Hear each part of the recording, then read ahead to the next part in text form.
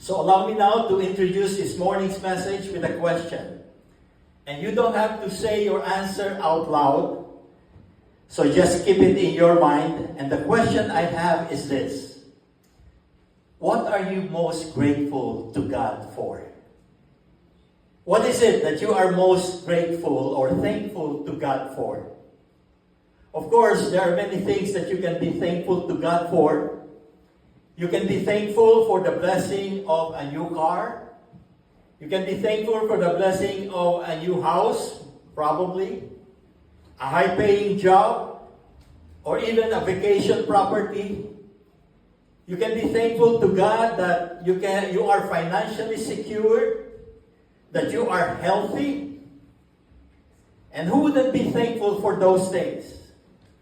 And because these are the things that many are working hard for.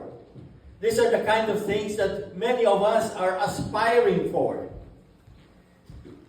Unless, of course, all of us are really working hard to get those things. Unless you are born into a rich family. But putting that aside, most of those things I mentioned will cost you blood, sweat, and tears. And by the way, if you notice too, once you have them, there is no guarantee that they will always be there with you for the rest of your life. What I'm saying is that all these things are temporal. So once again, I ask you this question. What is it that you are most thankful for to God? What are you most thankful to God for? So here is my proposition. The central theme of what I'm going to say to you. Well, if there is one thing that I find that we should be most thankful for to God, it is this. Grace. God's grace. God's saving grace. And the reason is that if not for the saving grace of God, I will still be lost. I will still be the object of God's judgment, of God's wrath, with no hope. And so in our text today, Ephesians 2, 1-8, the author, the Apostle Paul, explains to us the role of God's saving grace in the Christian life and growth. And he did this by showing us who we were before Christ, which is our former position, and who we are now that we are in Christ, our favored position. And I pray that God will use this message in two ways. First, if you are already a follower of Christ, I pray that God will use this message to make you realize where God saved you from, and in return, you will want to serve Him wholeheartedly. And second, if you are not yet a believer of Christ, a follower of Christ, I pray that God will use this brief time of study of His passage to encourage you to commit your life to Jesus. So, the title of today's message is The Saving Grace of God. And there are three things in this message that we will cover. First, the meaning of grace. What is grace? And second, our need for God's saving grace. Why do I need to be saved? And number three, what God's grace has done for us. The result of God's grace. So let's begin with a definition of grace. What is grace? Ano nga po ba ang, sa Tagalog ang grasya? What is grace? How would you define grace? Well, grace can be defined this way. It is God's unmerited favor to undeserving people. Let me say that again because that's very important. It is God's unmerited favor to undeserving people. Grace is getting what I do not deserve. Grace is getting what I did not work for. If you work for 40 hours, you are entitled to be paid 40 hours. Is that right? Pagka binayaran ka lang ng 38 hours, magrereklamo ka. Because you work for 40 hours. Well, look at verse 8. And here's what it says. For by grace you have been saved through faith, and this is not your own, it's the gift of God. So that's what Romans 6:23 also tells us. It tells us, for the wages of sin is death, but the gift of God is eternal life through Jesus Christ our Lord. So according to God's word, in Romans 6:23, because of our sins, your and mine, this is what we deserve. Death. Kamatayan. We are not only thinking here of physical death, but this particular verse is primarily talking about spiritual death. Although part of our physical death is also because of sin. As you can see, sin has affected everything. So, this verse 16 is, as I said, primarily talking about spiritual death, eternal death, because of sin. And this is what we deserve. But God, the holy God, in His goodness and mercy, here's what He did. He graced us. He graced us with eternal life. You see, none of us is entitled to eternal life. You cannot work for it. We are not deserving of this gift of eternal life. You cannot even work for it. And we will never appreciate what God's grace has done for us until we recognize how hopeless and helpless our situation is. Did you get? Am I coming across to you? You see? Okay? So, God acted mercifully toward us because of our helpless and hopeless situation. And so that brings us now to the second point of our message. Our need for God's saving grace. Why do I need to be saved? Why? Well, let's begin. We began with the definition of grace. And now, what the Apostle Paul did for us to really appreciate the grace of God, here's what he did. He gave to us a picture of our former condition, our former position. Why we need God's grace? Look with me at verse 1. And it says this, and you. Who is that you? It is you and I, right? And so the Apostle Paul was writing to the believers already. And he was telling them, you know what, for us to really appreciate God's grace, we have to remember where God saved us from. And so he went back to our former condition. And he said, you are the believers. And notice what he said next. You were. Can you turn to your neighbor and say, were? Konting grammar lesson po dito. Konting grammar lesson lang. You were. And when you say you were, that is in the past tense. He didn't say you are. He said you were. Past tense, because this is how you were before Christ. How were you before Christ? And the Apostle Paul said, you are dead. You are dead in transgressions and sins. So here's point number 1, sub-point. We need God's grace because we were dead in trespasses and sins, And dead people need God's grace. Have you ever seen a dead person do anything? Nakita na po ba kayo ng isang patay na gumawa ng isang bagay? Wala po, di po ba? I've been to many funeral homes and the dead person is there, and while everybody was talking, while everybody is sharing their stories, you cannot get a response from a dead person. Wala po siyang magagawa. And you can't, because a dead person is powerless. And so as I said, this verse speaks primarily to our spiritual condition. We were spiritually dead.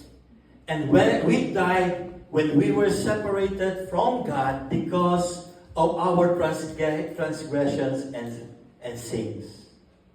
But the question is this: how did we die? How did we get separated from God? Well, the Bible teaches that our very nature was changed when Adam and Eve chose to rebel against God. It is now like the DNA of every person, of everyone who were born after them. And now, what we have is a dominant gene that is called sin virus. We call that sinful nature. We are born sinners, meaning we naturally resist and rebel against the Lord. And we can easily see that based on observation, just on observation, by our experience. You can look around, and grandparents, parents, you never teach your children to say, no, I don't like it. Right? They have it in them. It's already in them. It's already there. You never teach them to, break the boundaries. Right? You set the boundaries for them and they keep disobeying it. Why? Because it's there. The sin virus is there. It's so natural for them. Don't tell me that every single morning you go up and say, every Sunday morning you go up and say, hey, Sunday morning, I'm going to church. No, sometimes you are tempted to just lie down in your bed. And what kind of excuse am I going to give my brother and my pastor? See, it's the sin nature that is in us that's trying to control us. And that's what we have here. And this is how the Word of God describes us in our former condition. Ang sabi nga po ng salita ng Panginoon, tayo daw po ay patay. Patay dahil sa kasalanan. Now, can I say this to you lovingly? Can I? You see, if you are a Christian, this is already your past, your former position. But if you are not a Christian, this is your present position. This is where you are right now. Because according to the Word of God, you are dead. Warren Wiersbe in his commentary says this: the unbeliever is not sick. He is dead. He does not need resuscitation. He needs resurrection. And this is what Paul says the human condition is before God. In their oppositions to God, men and women are walking corpses. They are walking dead, a living dead. And so that's number one. Dead. Tama po ba yun? It's right, because it's in the Word of God. Pangalawa, here's another thing. It says in verse 2, in which you formerly walked according to the course of this world, according to the prince of the power of the air, of the spirit that is now working in the sons of disobedience. Another thing, not only we are we dead, but it says, according to the Word of God, disobedient. You see, we need God's grace because not only we are spiritually dead, because we were disobedient to God. You may not be aware of this, but whether you realize it or not, in the secular or even in spiritual realm, there are actually three forces that encourage us into disobedience. And you know what they are? The world, the devil, and the flesh. These are the three enemies of our souls. You see, before Jesus became our Lord, we followed our own ways. Or even unconsciously, we follow the course of this world. A world that is set by Satan's standards. In fact, we did not care much about what pleases God, and instead of going against the worldly ways and attitude, what happens is that we embrace them. We embrace the worldly standards. So instead of obeying the truth from God's word, we become obedient to the lies of Satan. And so instead of denouncing the sinful desires of our flesh, like sinfulness, envy, lust, jealousy, greed, hypocrisy, we treat them as part of human weaknesses. And we fail to call them as they are, sin. We just refer to them as weakness. And this is the way the world of God, the Word of God, sees us in our lost condition. Disobedient. And so not only are we dead, not only are we disobedient, there's a third one. The third one that we find in verse 3. And in verse 3 it says this, among them we too all formerly lived in the lust of our flesh, indulging the desires of the flesh and of the mind. Meaning to say, not only are we dead and disobedient, we are depraved. And this is another reason why we need God's grace. Because of our fallen nature, we are inclined towards sin, and theologians call this the doctrine of total depravity. You might have heard of this doctrine. This doctrine teaches two aspects of depravity. Two aspects of depravity. One is quantitative, and the other one is qualitative. I don't want to be very technical, but I think I need to because it requires that kind of definition, explanation. Depraved quantitatively. What do I mean by that? Well, look at me at Romans 3:23. For all have sinned, and what does it say? Fall short of the glory of God.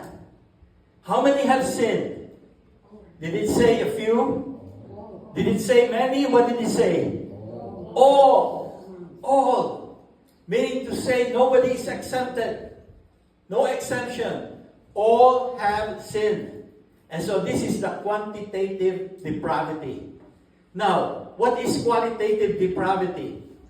It also refers to the areas affected by sin. Which areas of our person do you think were affected by sin? Let me give you the answer right away. All. Our mind, our thoughts, our mouth, our actions, our behavior, all was affected by sin. That is the qualitative. Everything. So, a depraved mind thinks of what's right as wrong. And what's wrong as right. Isn't that the way it's going on right now? Right? It's a depraved mind. And this is the kind of condition that we live in before Christ. Now, I'm not saying that a depraved person is incapable of doing good and all he does is evil. I'm not saying that. What I am saying is a depraved person is incapable of doing anything that would merit salvation or do anything spiritually that pleases God. So notice now what Paul wrote at the end of verse 3. And he wrote this, and were by nature children of God, children of wrath, even as the rest. I want you to get the total picture here of our former condition. According to the Word of God, we are dead. Patay po tayo. And not only that, we are disobedient and we are depraved. And because of all of those, here's what the Word of God says.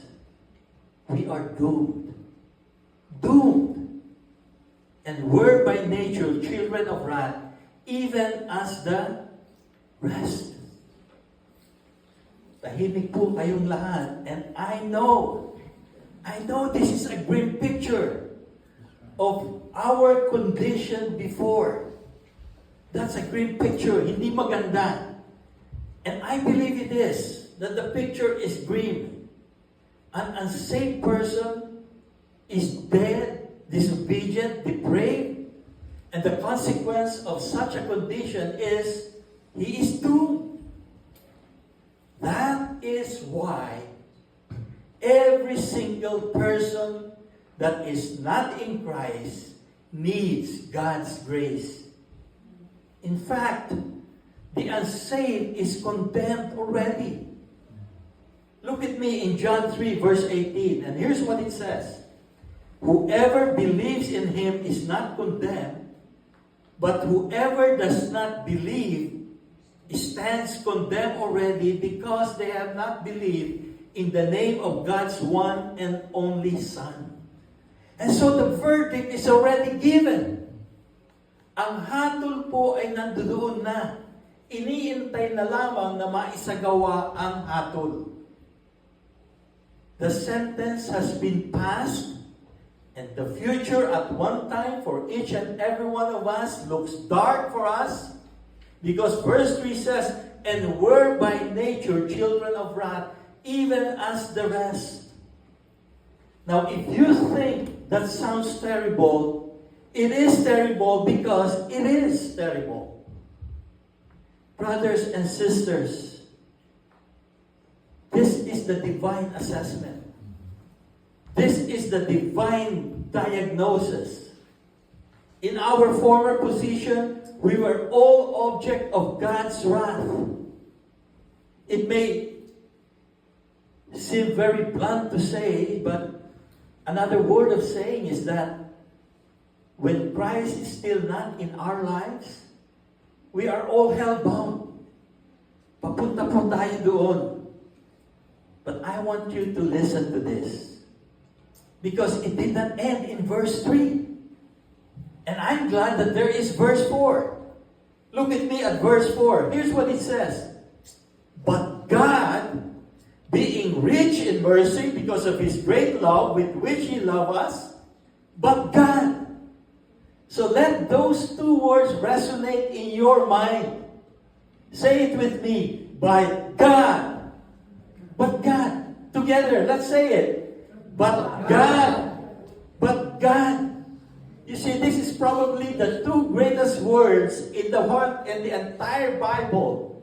But God, subalit ang Diyos, what a difference those two words make. We were hopelessly dead, but God. We were helplessly disobedient, but God. We were totally depraved, but God. And we are eternally doomed, but God intervened. And I praise God for that. When He says, but God, in other words, it's saying, but God graced us. And His grace moves us from our former position to our favored position now. Look at what God's grace has done for us. Point number 3. What God's grace did for us. Number 1. We were loved and shown mercy. We were loved and shown mercy. Look at verse 4. But God, being rich in mercy because of His great love with which He loved us.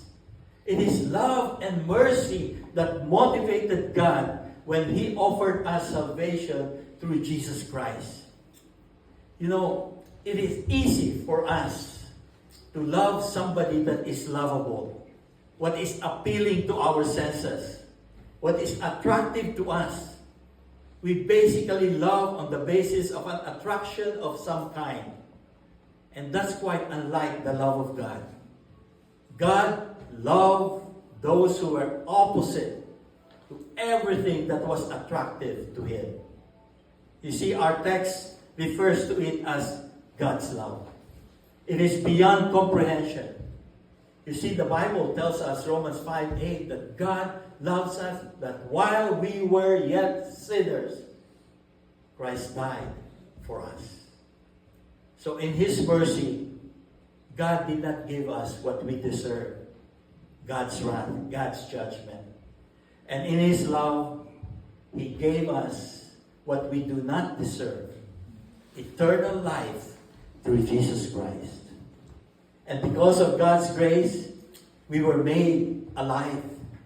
Verse 5, even when we were dead in our transgressions, made us alive together with Christ. And this is what it says, by grace you have been saved. We were once dead, but now we are alive. Through the grace of God, to the life that God has given us. And remember, before we forget, this is a favor, not a reward. A favor, not a reward. And so because of God's grace, we were raised and seated us with Him. He seated us up with Him. Look at verse 6. And raised us up with Him and seated us with Him in the heavenly places in Christ Jesus. You know what happened? Remember, when we were dead, and yet Christ, God, raised us from the dead. And you know, when He raised us from the dead, He didn't leave us in the cemetery and say, okay, dig up yourself from the hole. No, He didn't do that. When He raised us from the dead, you know what the Bible says, what the verse says? He raised us from the dead and seated us in the heavenly places in Christ Jesus. Did you notice that it was not written in the future tense? It says there that He seated us with Him in the heavenly places. Seated us with Him. Do you know where you are right now? Alam niyo po ba kung nasaan kayo ngayon? Nasa 1604, Dugan. Right? At nakaupo po sa loob ng church. But you know what? When God sees you right now, He sees you seated up with Him. Amen. In the heavenly places. In the heavenly places. Friends, why am I saying that? I am saying that because I want us to have that attitude.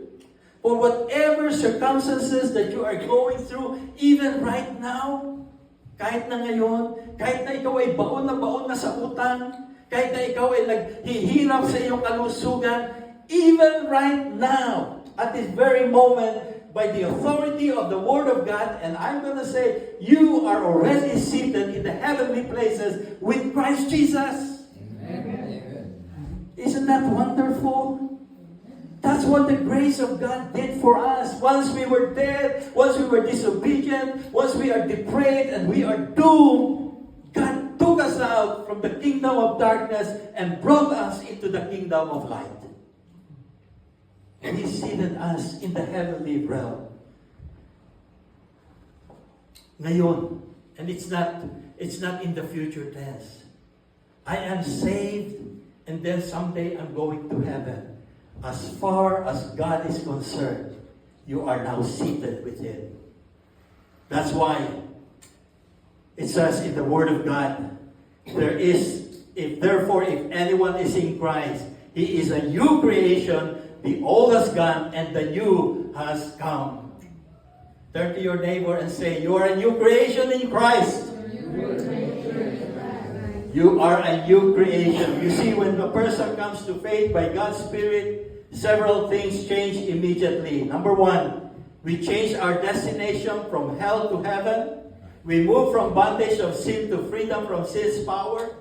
We exchange despair for hope. We move from being enemies of God to part of God's family. We move from death to life. And that's what happened the moment that we put our trust in Christ. We become part of the family and the kingdom of God. And we don't have to wait until some future day to be saved. The process has already begun. And we have a new standing, a new power from the Holy Spirit, a new heart, a new desires. And we have a new priorities and a new appreciation for life. When we receive Christ as our Savior and our Lord, we are transformed. We were dead, but God made us alive. You see, this is the gospel message. Our only hope for salvation is for God to graciously awaken us so that we can know Him, respond to Him, and serve Him. And we cannot earn this blessing. And we can only humbly accept it. You see, it is a gift of grace. What do you do with a gift? Kung ibinibigay ko po sa inyo ang gift, and you did not receive it, it does not become yours. And here is God giving us His Son, Jesus Christ. That when you receive Christ in your life as a gift, He gives you eternal life. Now what you do with that gift is very important. And to all of us here, I just pray that all of us in this room have received that gift in the person of Jesus Christ. And because you have Christ in your life, you have eternal life. You have already secured your future. And because of that, because of the appreciation of God's grace, all we want to do is to give our heart wholeheartedly to Jesus Christ. And that is what I just want to tell you. We are doing the ministry and it flows out from our intimate relationship with God. Amen? Amen. Amen. Let's pray.